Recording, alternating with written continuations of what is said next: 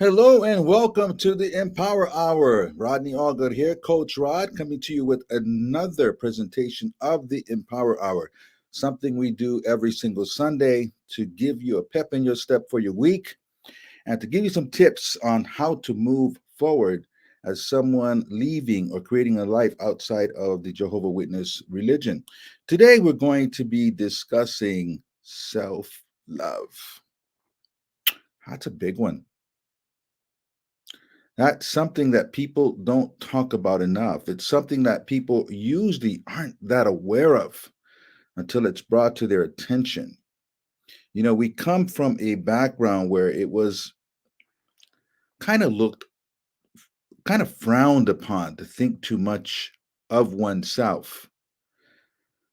Sometimes we look at some people who look like they're full of themselves, but it's really that they're insecure and they're projecting something that they're not. So we're going to go into that today. If you're watching this on YouTube, go ahead and hit that like and subscribe button right over there.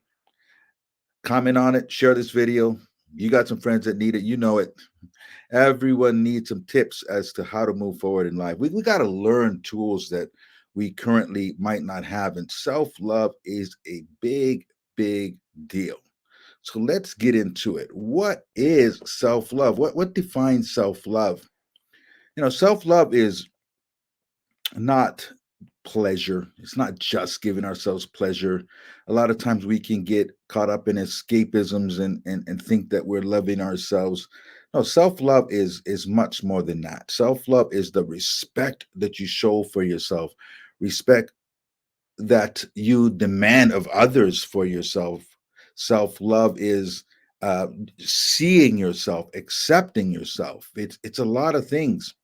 Self love is self awareness, really, when you're aware of yourself, understanding not just your weaknesses, but also your strengths, embracing your strengths, being okay to say, yeah, I'm really good at that. Yeah, I have this particular gift, this talent, this thing that makes me awesome, right? Understanding both, balancing out both things, self awareness. Self love is also self compassion when we can forgive ourselves when we fall short, when we're kind to ourselves. A lot of people aren't kind to themselves. A lot of people beat themselves up constantly. They don't give themselves a chance to win at all. Self love is also self respect. And when you have self respect, you know how to set boundaries for yourself. You don't just prioritize the needs of other people, you prioritize your needs. Now, how does having the history of being a Jehovah's Witness play into the struggles of self love in the ways that I described? Well, when you're a Jehovah Witness, you're absolutely not self aware. You're a Jehovah Witness, you might be violating yourself all over the place. You might be violating your intuition that something's not right. You might be forcing yourself to make decisions that aren't in accordance with the way you feel inside, and you're violating yourself. Most of you are squashing doubts that you carried for years and years, right? You're violating yourself when you do that. When you're not listening to yourself, you get disconnected from yourself and you become not self aware at all. So, having this background absolutely alters your capacity for self love. When you're a Jehovah Witness, there's not a lot of self compassion. There's a lot of judgment, not just judgment of others, but self judgment when you judge yourself. When you make a mistake as a witness, that mistake is magnified. Sometimes you're publicly shamed for the mistake. They announce it to the congregation. Basically, you become the topic of gossip and idle talk where people are trying to figure out what you did wrong. And now you got this scarlet letter on your forehead. It's awful. And when you're faced with that, when you're faced with all this judgment from the outside, It's very easy to start judging yourself from the inside out. And when you do that, you don't give yourself a chance to win at all. So there's just a lot of judgment, which leads to self judgment as a Jehovah Witness. Self respect. Most times you're respecting the religion and its boundaries, but you don't have the self respect to set your boundary. And this is also magnified as a woman, right? You just your words don't matter. What you think don't matter. Your opinion doesn't matter. You're always under the headship of men. So how can you have proper respect of self? You aren't to set your own boundaries, other people set them for you. So now it's time for you to really have this kind of self love for yourself, because self love is the foundation of all relationships. Don't confuse self love with things like narcissism, thinking too much of yourself. No, self love is a respect of self, it's putting yourself on par with everybody else. In fact, you've got to put yourself a little bit above it, a little bit above everybody else, because no one's going to feed you, no one's going to nourish you but you. And when you are able to take care of yourself, you have more to give to others. It's really not selfish at all. When you take care of yourself, you're better able to take care of others. For some people, they will tolerate things for themselves, tolerate a treatment for themselves that they would never tolerate if somebody was doing it to their children. They would never tolerate. Mama Bear would come out. If you said that to my child, I'm all over it. But you say that to me and I take it. No, put yourself at least on the same level as your children. If you're raising children, remember, children learn more from what they see than what you tell them. And that's why a lot of things are generational, goes from generation to generation, because you observe it. You observed what your mother took from your father. You observed if your father had no confidence or self belief, and that transfers over. The nice thing about this is you can change this. You can change it.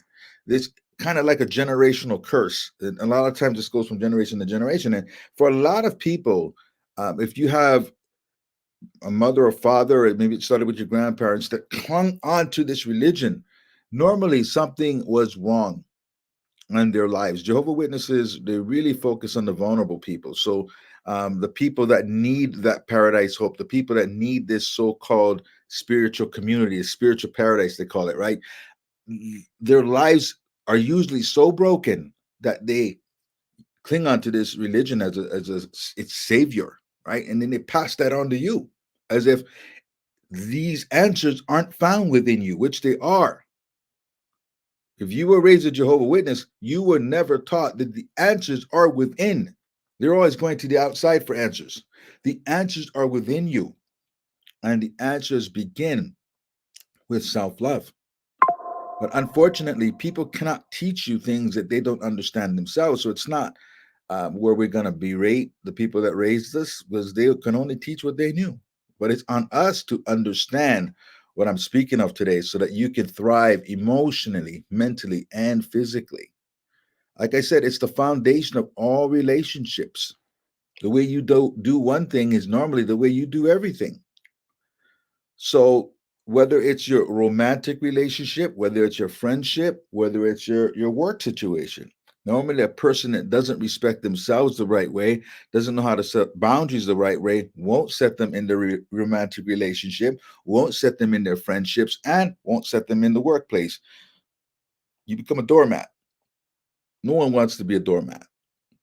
You must love and respect yourself just like you would stand up for your child. Now, if your child got um, mistreated at school, I remember my parents, thinking back when I was a little kid, if something, and I can't even say this was, let me reframe this because I'm just thinking about it now. My parents had so much reverence for their religion. Wasn't even as much for me or self, but when the school would cross the religion, like making me have to do something, or something came up where the religion wasn't respected to my parents, they were at that school in 2 seconds with the school teacher, with the principal. They had all the courage in the world to stand up for the religion. They would get in anybody's face for the religion. They would shut it down to defend their religion, but they wouldn't do the same for themselves. Always the religion. But we got to have the ability to set boundaries for ourselves. And all of us know what I'm talking about. We could set boundaries for our religion in 2 seconds. We could be at a stadium watching a ball game with 50,000 people there standing for the Pledge of Allegiance or the national anthem or whatever it was. And we'd sit there. This row of witnesses would sit there in front of 50,000 people, in their eyes being defiant. No problem. That actually is pretty huge if you think about it, right? We would sit there, no problem. That kind of courage for our faith and our religion, but not a small percentage of that for ourselves, not a fraction of that for ourselves. And when we could transfer the kind of courage we had to stand up for our religion to ourselves, what could we be? What kind of courage does it take to say, you know what? I'd rather die than take blood? That's crazy courage. That's an insane amount of courage. I'd rather die than to take blood because it's attached to religion. Now, what if you had that kind of courage for yourself? What if you had that kind of courage to stand up for what you believe in personally? It was so easy to draw boundaries for religion. Now we've got to draw boundaries for ourselves. So remember, self love sets the standard, and we tell people how we need to be treated. We tell people where the line is drawn. If you're getting in a relationship, draw the boundaries early where this is not acceptable. You let that boundary be known early, because it's really hard to change once you've created patterns in your relationships. But you let them know, no, this is personally, this is my boundary. It's not even about right or wrong. It's about where you draw the boundary for your life. Somewhere you might draw a boundary might be fine with me, but you get to make the rules for your life now. Not a religion. You get to make the rules for your life. And once you can set a boundary here, you can set a boundary here and here. If you can set a boundary in your most intimate relationship, oh, it's not that hard to set it with friends. You can set it with friends. Oh, I could set it at work. Always choose to be respected over being liked.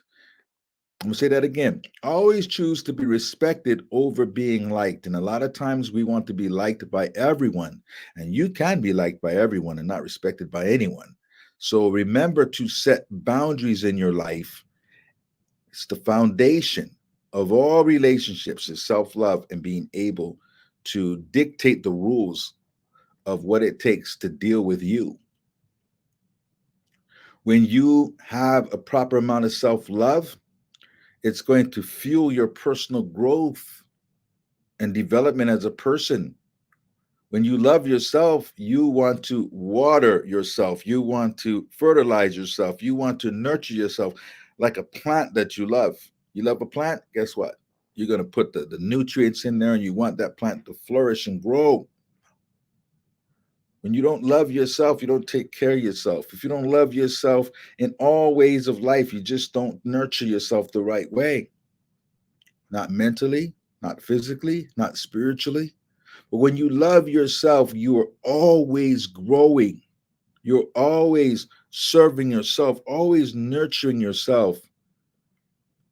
This allows you to create goals and have some ambition in life. Why? Because you deserve it. When you feel like you deserve something, you treat yourself much better. When we lack self love, we hold ourselves back. We're filled with doubt. We tell ourselves that we're not good enough. We tell ourselves that that's not for me. We tell ourselves, who am I to X, Y, and Z? Mm-mm. When you appreciate yourself, if this is your goal and you're applying the proper kind of self-love and care and growth, and you're going to grow to be a match to what you desire. You're going to grow. When you don't grow and what you desire is here and there's no growth, this becomes unattainable. This is not even believable to this person. But if you say, I'm worthy of this, then you will grow into it. When you love yourself, you will always want to grow, learn, and become better every single day. Self love also protects our mental health. You know, when you grow up a witness and you have everyone from the world that you grew up with looking down on you because you're not in the religion, that can be hard mentally. Shunning can be hard mentally. The biggest defense you have against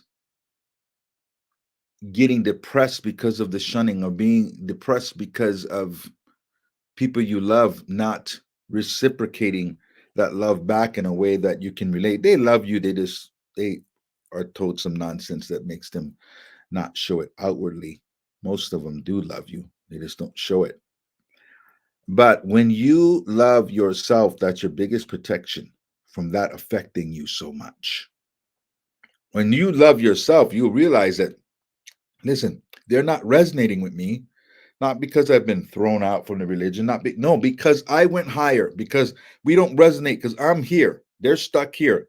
The people down here don't resonate with what's up here. They just don't get it. They don't get it. My light is too bright. When you start looking at it that way, where you love yourself and you realize that darkness cannot put out light, but light puts out darkness, I got to run. If I want to stay in the dark, I got to get away from you. When you love yourself, you'll see yourself as the light. And you'll understand why people, not just ex witnesses, there'll be other people too that can't stand the light that you bring. And when you love yourself, you start looking at it that way. You start going, I get it. I get it. I'm not going to allow how you project at me to affect how I feel about myself.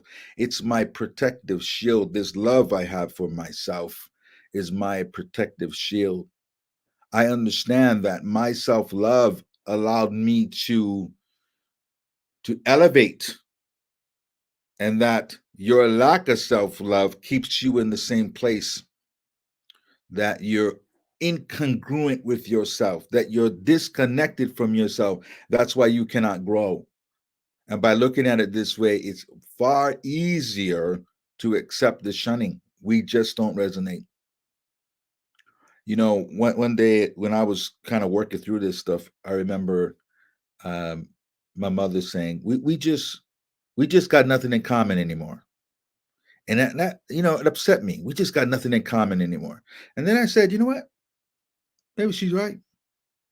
Yep, she's right. And I love my mom, but it's not that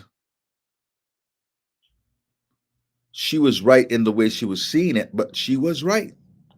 Everything I want to talk about will go right over your head. Small minds talk about people, average minds talk about events, and big minds talk about dreams, philosophies, and ideas. You're right. All the things that I've been learning, you will not relate to. You're absolutely right. So I got to love you from this place. I got to love you from a different kind of space. I got to love you from a very simple place. Instead of looking at it from their eyes, look at it from your eyes. This will help protect your mental health. Because if your life is stuck on wishing to control something you cannot control, you will drive yourself mad. There's things in my life I don't like. I wish they were different, but I cannot spend my day, my time moping about it because it will make me crazy. Because there are some things that are very wrong because of that religion, some things that are very unfair because of that religion, things that should not be that are because of that religion. But if I can't control it, I got to let it go because I got things to do, and so do you. We got a life to live. We got things to accomplish. We got dreams to attain. We have things to do while we are on this earth. So let go what you can't control and understand that you have elevated beyond your former world. You've elevated beyond it. That's what's happened. You've elevated. And when you elevate, not everybody can take it at that elevation. So people got breathing problems. They can't get this high on the mountain. Maybe one day they will, but right now I'm elevating. Don't stay stuck. Don't have that hot air balloon that's tethered to the ground. It's got a stake in the ground. That hot air balloon is just it's stuck. It can't go where it should go because you want something. Get on the. Some people don't want to get on the hot air balloon. They're afraid of heights. They're afraid of heights. Don't stay stuck because others don't have the capacity to move. Now, why do people struggle with self love so much? Again, everything we talked about with the religion. It was never about you. When you were in the religion, you were a tool of the religion. It wasn't about you. You were a tool of the religion, easily replaceable. When you left, it was just like, choot, choot, choot, choot, next. It was never about you. It's about the religion. So, as long as we see ourselves through the lens of the religion, we'll not feel good about ourselves. I would discourage anybody from using words like apostate. A lot of ex-witnesses say, I'm a proud apostate. Forget all those words. When you use those kinds of words, there's somewhere in your brain because of your deep programming that is going to be in self-judgment. You don't get rid of the programming immediately when you leave the religion. Get rid of all of that. Just be you. You don't even need to call yourself an ex-witness. Just be you. Another thing that has people struggling with self-love is the societal expectations. We have so many examples of things that can seem unattainable to us. We live in a world that can be very fake. There's always two sides of a coin when the world progresses. I mean, it's wonderful that we have these tools, social media. All of us know each other because of social media. How wonderful is that? I mean, we're using technology right now. I'm speaking to the world right now. How cool is that? The people that I have relationships with that I've never met. How cool is that? But on the flip side, we could get societal expectations that sets standards that we can't keep.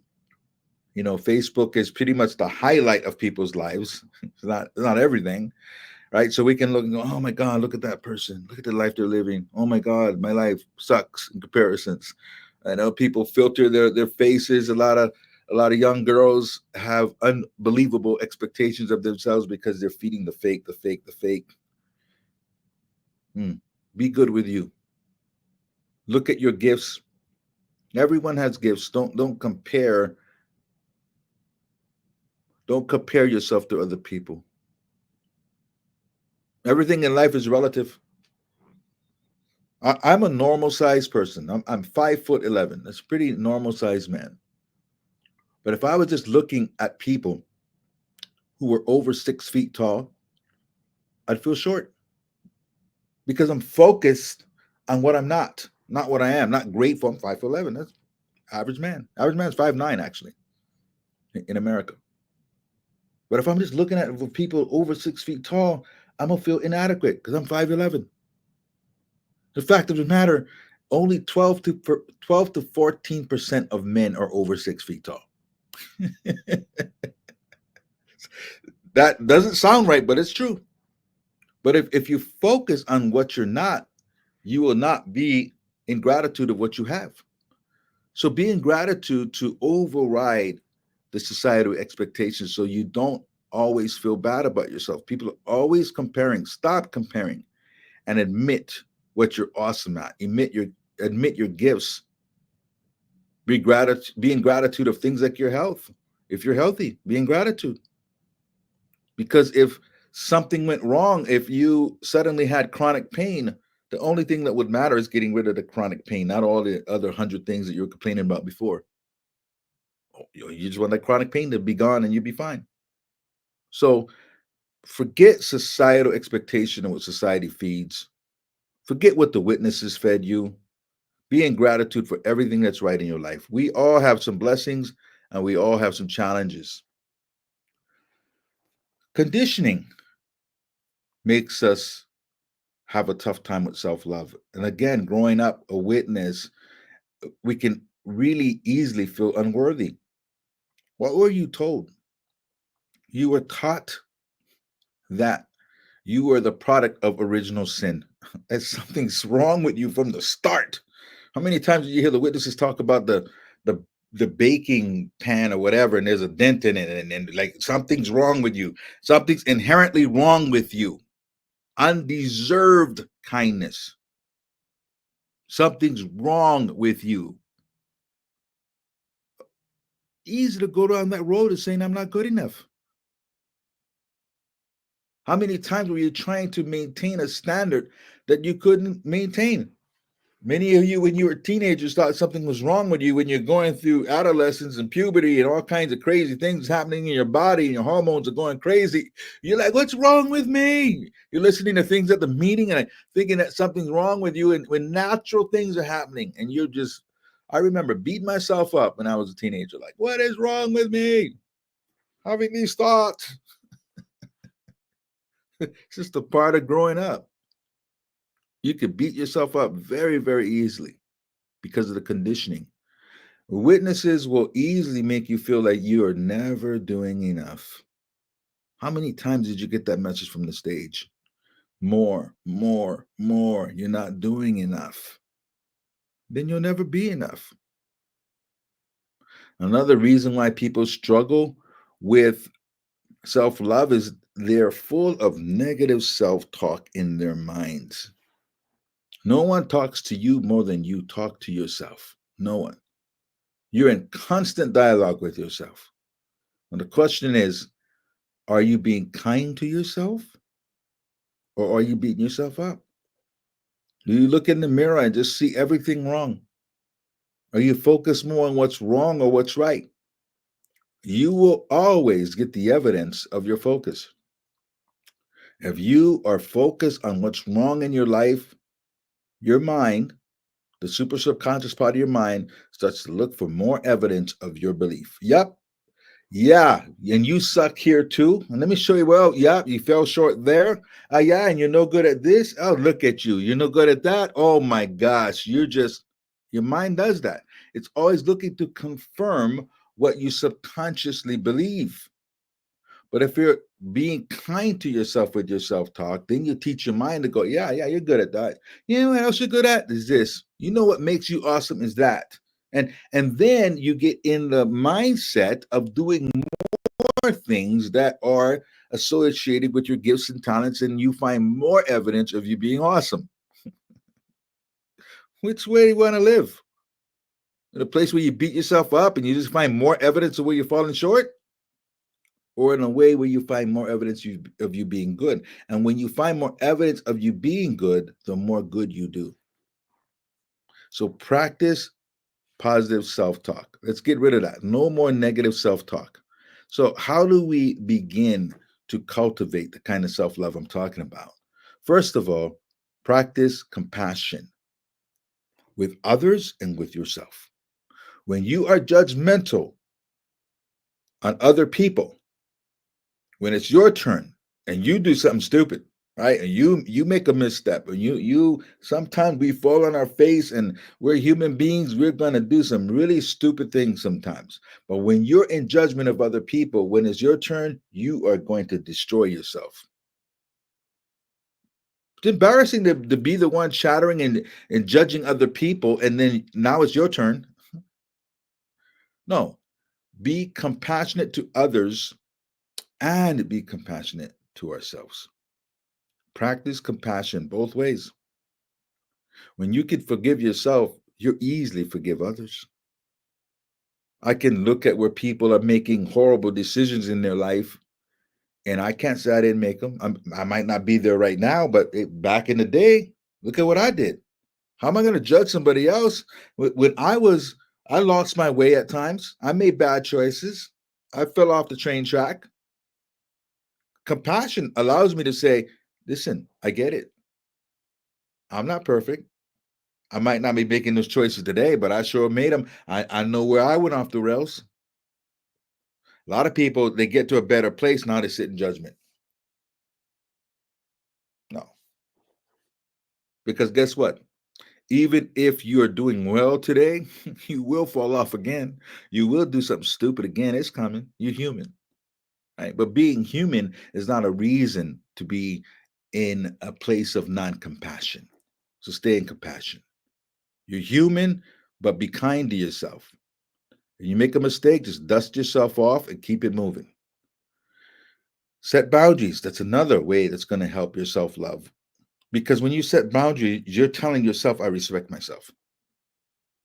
And in setting boundaries, understand this. When you set boundaries, you will disappoint people. Get over it.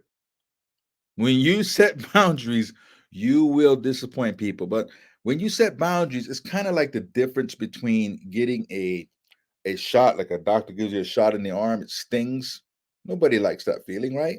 But when you don't set boundaries, at some point it's going to be like somebody getting a hammer and smashing your fingers because it's going to come to a head. So I better just give you this little shot right now. Get that little uncomfortable feeling, and now you know why I set my boundaries. It's a good way of filtering people too, because if you can't take my boundaries, don't fool with me. If you won't respect my right off the bat, we already decided we don't mesh. We don't need to go down this road and have that reality show itself in a horrible way. We're going to know right now if we mesh or not. Set boundaries. Your life will become easier. I use this example a lot of Maya Angelou. Is a story of her having a dinner party. Hope you all know who she is. One of the most respected women ever in America. But anyway, she was having a dinner party, and some guests were telling some jokes. They were telling some gay jokes. Like three people were standing telling some jokes about gay people, and she overheard it. And she says she puts the music down, turns the music down, and says, you, and you, please get your coats and leave my home. We don't do that here." Now, that word is going to spread in her community or amongst her people. That's why she's so revered and respected, because everyone knows that don't do that around her. That's unacceptable. Now she doesn't have to live a life where she's always checking people because she puts it down in front of everybody. This is my boundaries. We don't do that around me. I have boundaries. When young people use the N word around me, no, no, no, we don't do that. Don't ever refer to me that way. And they're shocked at first because they use that word so carelessly. Not with me. Stop that.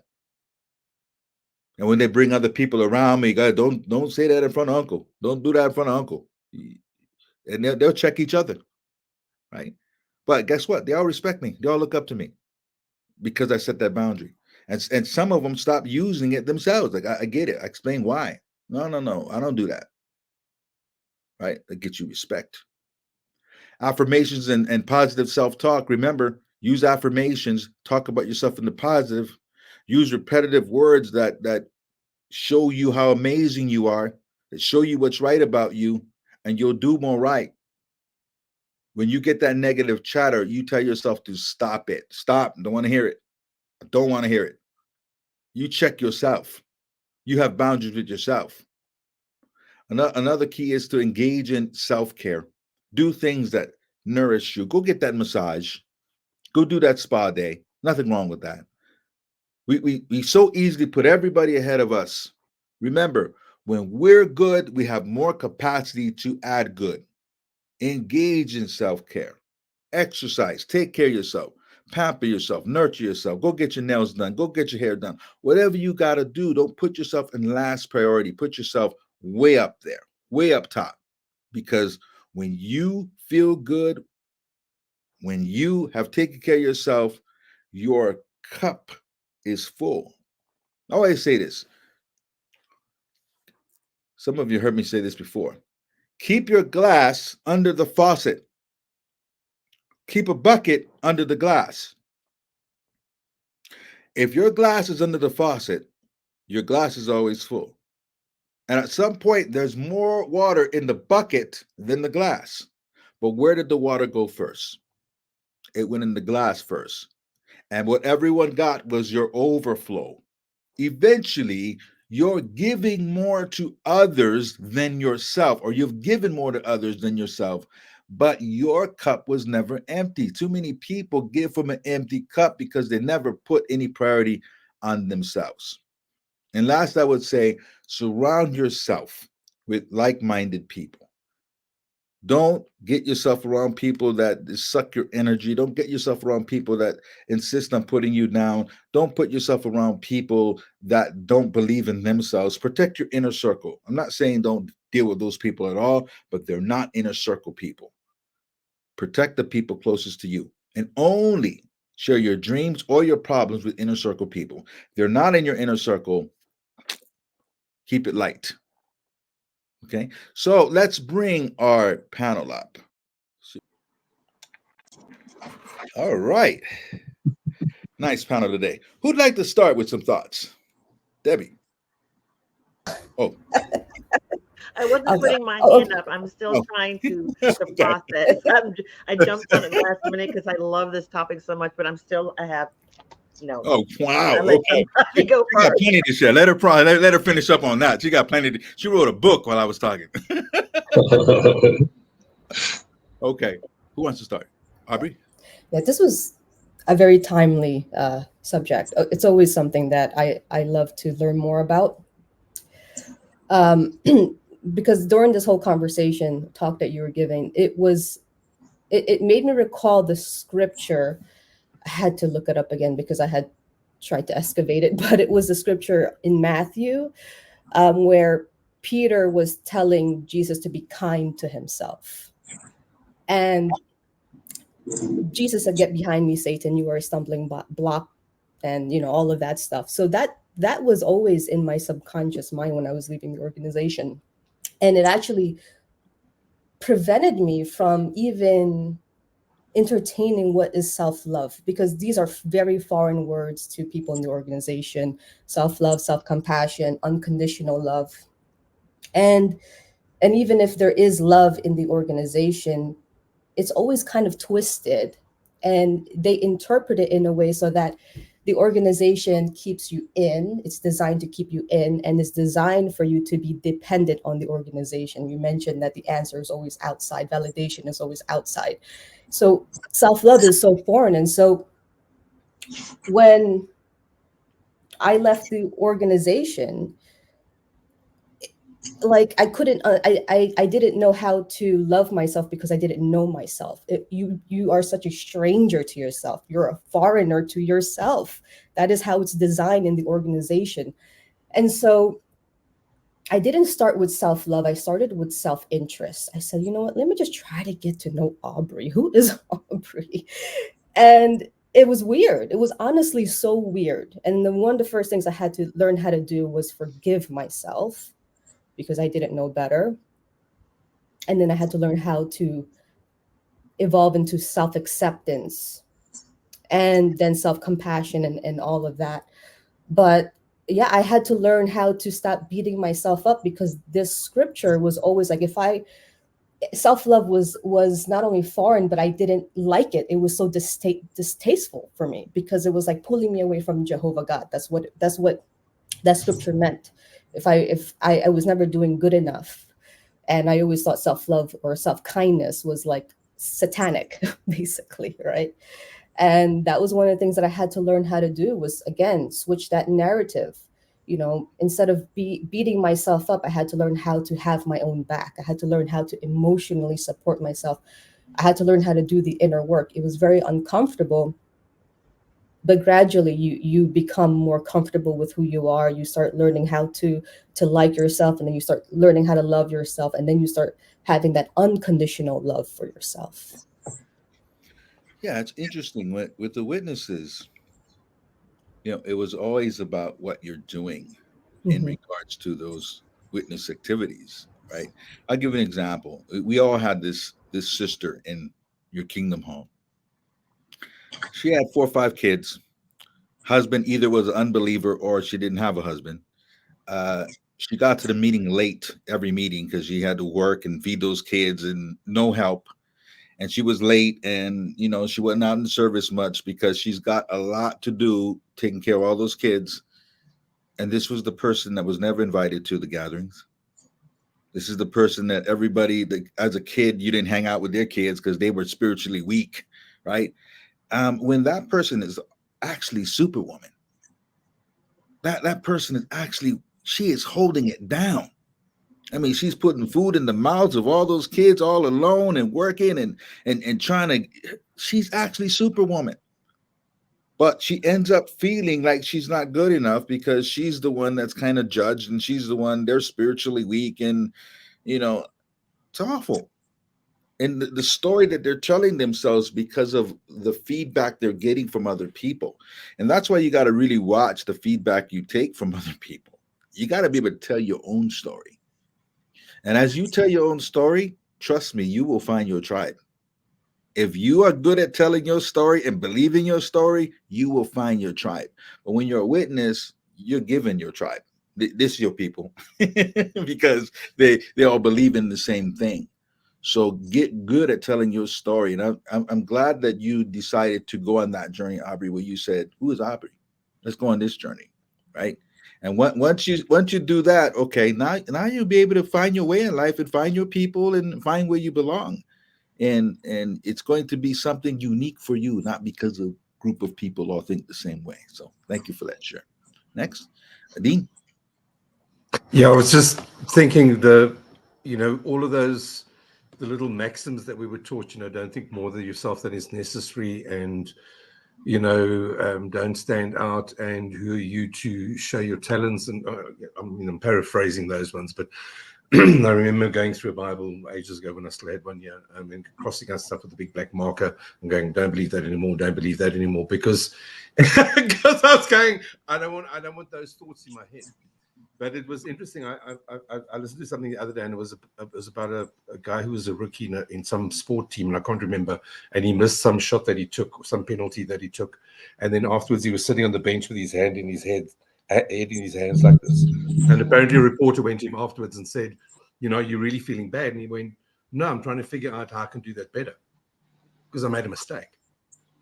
And I thought, sure, it was like such a twist for me, because in the whole way that we were growing up, we were judged as the person who had done the wrong thing. So physically, as I sit here, Dean, you did that, not your actions, you did it. And you were desperately clinging on to some kind of acceptance, not saying, "Hey, well, that was a mistake. Geez, that didn't work. Okay, how do I change that?" And I think that was the biggest thing, is that we beat ourselves up so much because we desperately wanted that acceptance, and we judged ourselves as the person who was making those mistakes, instead of saying, "That's my behavior and I can control my behavior. I can change my behavior. I can do whatever I want to." And I mean, it was interesting. I mean, I drove into somebody about 3 weeks ago, and when I look back at the conversation I had, I left home late, this didn't work out late, and I had all this negative self-talk. And now what I do now, it started the other day on Friday, I was going out to do something, and I started laughing, and I just went, "You know what? I must just see the humor in it." And I laughed and said, "You know what? I'm doing this again. How do I change it? What do I say to myself to make myself feel better? And let me just laugh at myself and my behavior and not beat myself up and do the negative talk. Let me just laugh it off and carry on with my life." Because that negative self-talk, it affects the way that you're going into your day, and you're trying to figure out why things are going wrong. And it's because you're talking so badly to yourself. Yeah, one of the things that I just always thought was ridiculous is this: when you're taught not to think too much of yourself, that's a ridiculous statement. What I mean by that, we all have gifts and talents. Yeah. Because I have a gift or talent doesn't take away from your gift or talent. What I'm talented at, you're not. But what you're talented at, I'm not. Right? So is the world a better place if everyone sees what their gifts are and shares them and acknowledges the gifts of the people around them, understanding one's not better than the other, we're just gifted differently? Is the world a better place if everybody has the confidence to share their gift openly and to embrace it and to share it to add value to the lives of others? Or is the world a better place if I shrink mine down because I don't want to stand out? And I like to talk about people around me too. I like to put people down. And that's the world we live in for the most part for a lot of people, right? Is that a better world, or is a better world if I shine as I should shine? Instead of taking the dimmer and putting the dimmer down on the light, if it's 100-watt bulb, turn that damn thing up and shine. Don't make 100-watt bulb 20 watts. Shine and understand and acknowledge the gifts of others around you, because you're not saying you're any better than anybody else. You're just saying, this is how I'm put together. This is how I'm designed. These are my particular gifts. And when you accept that you have a gift, that means you're naturally good at something. When you accept your gift that you're good at and you focus on it and you hone it and you put attention on it, good becomes great. Good becomes great. And there's nothing wrong with exposing, using, and sharing the greatness that was always inherently yours. Next. Bree. Pursuing the path of self-discovery, just like Aubrey, was so important for everybody, because just like we're talking about, as a witness, you are not encouraged to have any sort of identity, any sort of autonomy as a person. And so really challenging your own beliefs and values towards life and how you feel, and just like you touched on, being aware of your own feelings and your own thoughts and your own sense of self, exploring what your own beliefs are, challenging and questioning how your thoughts and how you feel about different aspects of life has been really important. Identifying what's important to me, helping build your confidence, your sort of self-identity, reframing the inner dialogue, just like Dean was talking about, has been extremely important, because we don't realize that self-talk and how that programs our feelings about ourselves, and how that ultimately, that is the root of our self-love. So just exploring who we are as a person, exploring what our own talents are, exploring what we enjoy, what hobbies we want to cultivate. I'm losing my train of thought there, but in order to love yourself, you have to know yourself. So starting there as a witness, there is no sort of self-identity. Even at a young age, like learning how to properly parent my kids has made me aware of how to reparent myself, because that worthiness is not there. You're not loved for who you are as a person whenever you are a witness or raised in that atmosphere. So learning to view yourself as worthy and loving yourself has been pivotal in self-love. You brought up some good points. Questioning. Growing up the way we did, or being involved in a religion like that, you're taught not to question. There is no growth without question. If mankind did not question things, we'd be in the dark ages still. Right? Someone questioned, this is supposed to be impossible, but I think it's possible. Right? And then you look at the world we live in today, because of people thinking that something was impossible, that's possible.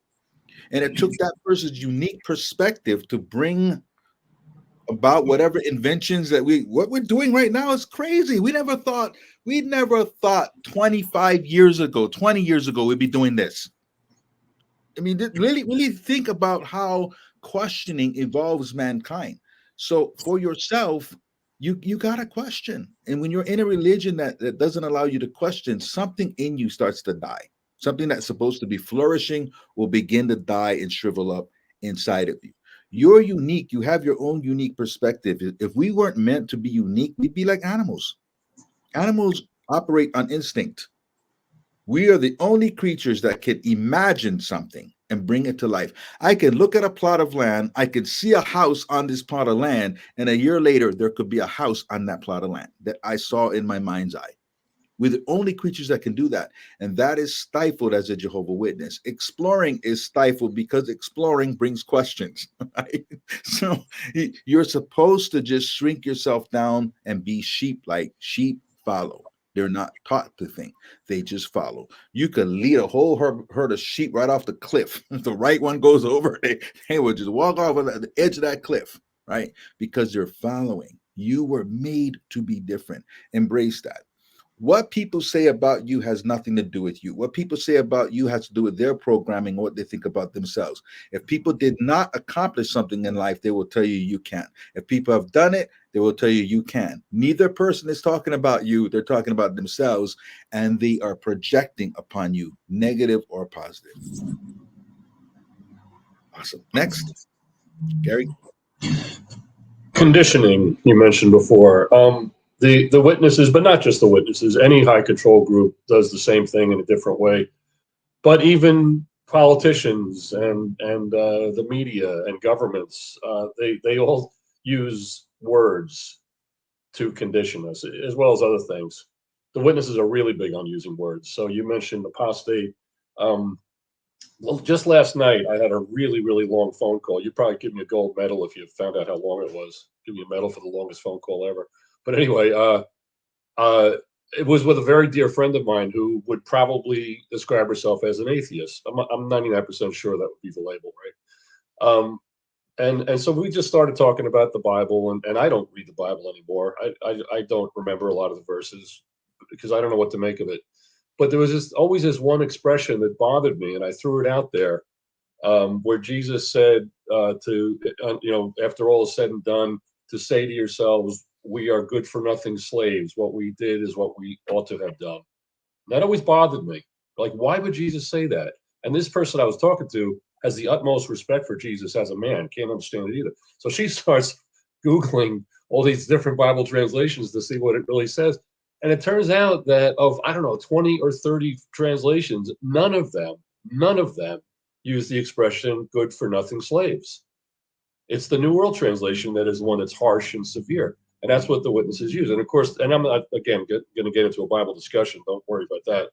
But the witnesses use that expression. They tear down to basically extinguish the former self and then build up, supposedly, so that you can become what they want you to become. So they think it's all upbuilding when they say all these things about love and slavery and all this stuff. But all it really does is keep us in a low point where we understand it that way. And that's just the greatest example I could think of an expression that's completely used out of this world crazy, you know. But it's not just expressions like that. You mentioned labels before, like apostate. Those things define us. And think of it this way. Let's say we were born in, and so it wasn't our choice. And maybe for a while we accepted it and tried to do it, but then or maybe we didn't. But at some point we decided, no, this is not for me. Let's say you're 20 years old, and now you think you're kind of angry at the organization, and you want to call yourself Apostate Bob or something like that. Your Facebook identity is Apostate Bob, et cetera, et cetera. Okay, so you didn't want to be identified as a Jehovah's Witness. It wasn't your choice. Now you have a choice how you're going to be identified. Did you at the age of 5, or I should say, did we at the age of 5 say, I want to be an apostate when I grow up? Or at the age of 15, start talking to our high school guidance counselor about which college can I go to because I want to be an apostate. And then we can become an apostate, and that's what we want to be for the rest of our life. I kind of doubt it. So the fact that we want to identify ourselves for what, next 10 years, 20 years, the rest of our lives, that's all we want to be is an apostate.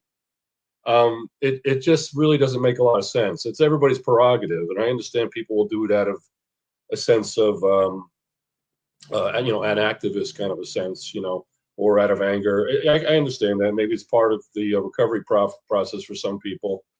But I think for 100% of us, I'm going to say that for the first time, at some point, that has to go. You know, if we're just going to call ourselves an apostate, we're never going to be anything but that. And we're going to be, and you know, we might say that, like, well, I'm only doing that because I want to take a stand against the Jehovah's Witnesses. Okay, so you're defining yourself because of the Jehovah's Witnesses. You can't escape that thought. Your whole definition of who you are has everything to do with Jehovah's Witnesses and nothing to do with the real world. So that's just one label. I mean, you know, the calling ourselves this fellowship, using this expressions like brother and sister, you know, all the time. It's language that was designed to break down and eliminate the old self and build you up into something else. And now we want to move past that. So lose the labels. I love it. Yeah, absolutely. Be bigger than that. Being a Jehovah Witness is just part of your journey. It doesn't define you. You know, grade school, part of your journey, middle school, part of your journey, high school, part of your journey, being a Jehovah Witness, part of your journey. But you move on from all those stages. You're not defined by any of them. So allow yourself a bigger definition. All right, Debbie, we want to hear that book. Okay, I think everybody covered every chapter that I had written down already. But there was one thing you talked about, especially when it comes to self-love and self-care, that in the organization, we don't really know what that concept is, but we're actually applying it on certain levels. For instance, if there's somebody in the congregation who gets diagnosed with cancer, they go to the doctor, the elders will encourage them to go to the doctor. The congregation will rally around that person and support them, because that's an act of self-care to move to health and wholeness. On the other hand, if you're struggling with, let's say, mental condition or emotional upheaval, you're not going to get that kind of encouragement to step out of the organization and find support for that. You're going to get instead this enclosed experience of keeping you in and spiritually trying to counsel you when you may need something different. And I think there is self-care and self-love in the organization. It's just interrupted at times. And I think when people leave, they may forget that going to a therapist, going to a program like yours, Rodney, with, you know, deprogramming those thinking, that's self-love. That's the kind of work that gets to the heart of what I think Brand Aubrey kind of touched on it, that real person that you are, that work of excavating all the identification of being a Jehovah's Witness, that is the biggest act of self-love that anybody can do for themselves, because you get to discover who you are. That's it. That's the end of my book. Keyword self, which means it's about you. Not community love. Not everybody does the same thing. Self-love. It's very unique to you.